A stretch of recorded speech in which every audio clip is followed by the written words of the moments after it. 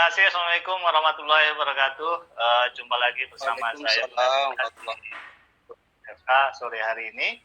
Dan ini menarik karena berkaitan dengan Undang-Undang Pemilu yang rencananya mau direvisi oleh DPR RI, dan ternyata banyak kalangan dari eksekutif menolak revisi Undang-Undang Pemilu.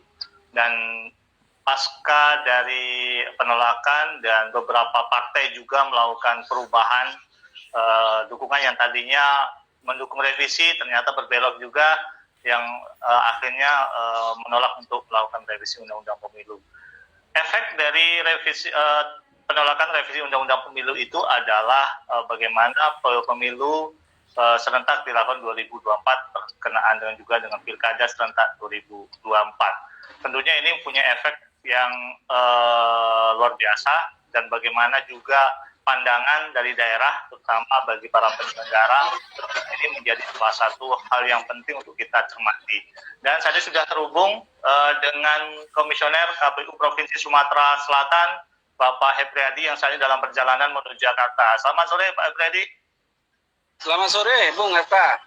Ya, bagaimana ini melihat perkembangan politik nasional yang ternyata banyak hal yang tidak sesuai dengan prediksi, bahkan ini tampaknya pilkada serentak 2024 ini kalau melihat isu-isu seperti ini. Dan pandangan dari daerah sendiri, bagaimana kajian-kajian dari para penyelenggara pemilu di daerah, Pak Hepri? Silakan Pak Hepri. Iya, sepertinya hampir dipastikan ya Komisi 2 tidak melanjutkan pembahasan terkait revisi Undang-Undang Pemilu dan Pilkada. Artinya Pilkada tetap dilaksanakan sesuai jadwal yang ditentukan dalam Undang-Undang 10 tahun 2016, dan pemilu sesuai dengan regulasi Undang-Undang 7 tahun 2017. Konsekuensinya adalah kalau di Undang-Undang Pilkada kan jelas tuh tertulis bahwa penyelenggaraan Pilkada serentak tahun 2016 itu dilaksanakan pada bulan November. Artinya kita mulai berhitung November pelaksanaan Pilkada. Terus yang berikutnya, mandat Undang-Undang 7 tahun 2017 bahwa pemilu presiden itu presiden terpilih itu sudah harus disahkan minimal 14 hari sebelum masa berakhir jabatan presiden. Jabatan berakhir presiden itu di November. 14 hari sebelum itu, artinya sekitar di September, tanggal 6 September, presiden terpilih itu harus sudah ditetapkan. Nanti selesai proses MK-nya. Kita tarik ke belakang, artinya penyelenggaraan pemilu presiden itu paling lambat itu di bulan Juni, atau di bulan mempertimbangkan sengketa di Mahkamah Konstitusi ya. Pencoblosan itu setidaknya sudah dilakukan di bulan Juni. Terus yang berikutnya Pileg seperti biasa itu diselenggarakan di bulan April. Namun untuk Pileg ini undang-undang tidak menentukan hari dan tanggal, karena dalam Undang-Undang 7 2017 hari pelaksanaan pemilihan legislatif itu ditetapkan melalui putusan KPU, artinya KPU bisa berhitung.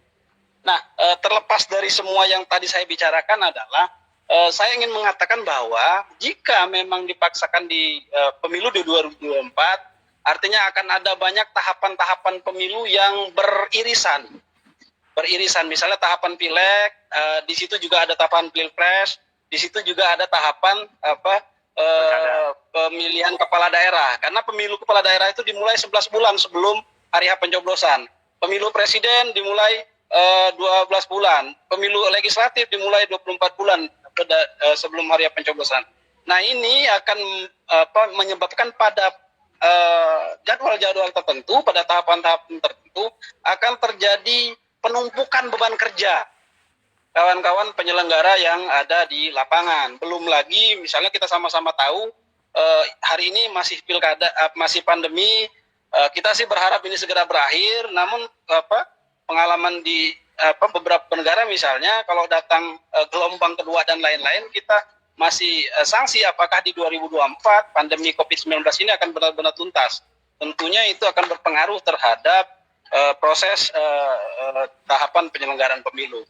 Poin yang paling utama yang menjadi sorotan kami selaku penyelenggara itu ada pada sisi beban kerja ya, terutama pada tahapan-tahapan yang beririsan. Itu yang paling penting. Artinya perlu ada penambahan dan juga penguatan SDM di situ. Kemarin saya berbincang-bincang dengan pengamat politik Dr.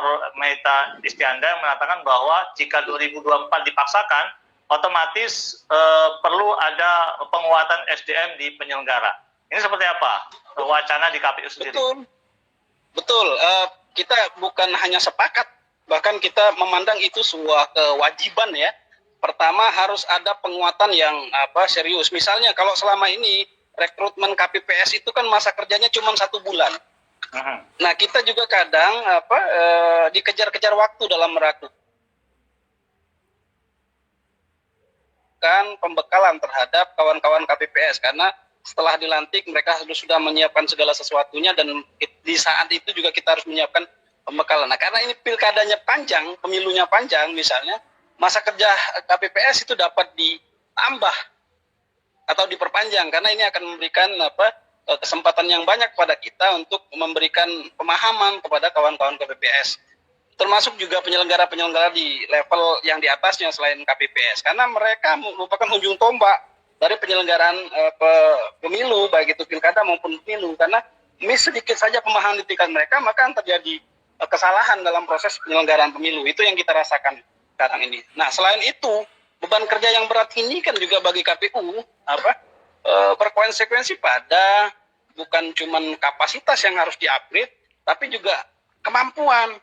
Kemampuan itu bisa lahir dari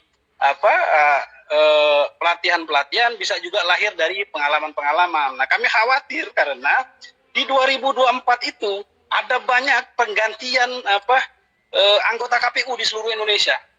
Bahkan sebagian besar anggota KPU itu akan berakhir masa kerjanya di 2003-2024. Sementara itu titik kritis, itu tahapan sudah mulai berjalan. Tahapan sudah mulai berjalan dan bahkan anggota KPU yang sekarang sudah mengerjakan sebagian tahapan. Tinggal tersisa sebagian tahapan lagi kalau mengacu pada pileg kemarin. Nah kami khawatir ada aplikasi ya dari pengetahuan pemilu yang ada dilaksanakan oleh yang baru misalnya akan terjadi banyak problem di sana. Transisi SDM itu ya? Ya transisi SDM itu penting sekali. Informasi yang kita dapat tuh hampir 80% se-Indonesia ini berakhir. Wow. Bahkan ada yang dilantik di tanggal 7 April pencoblosan, tanggal 1 April ada yang berakhir. Kita di Sumsel Januari 2014.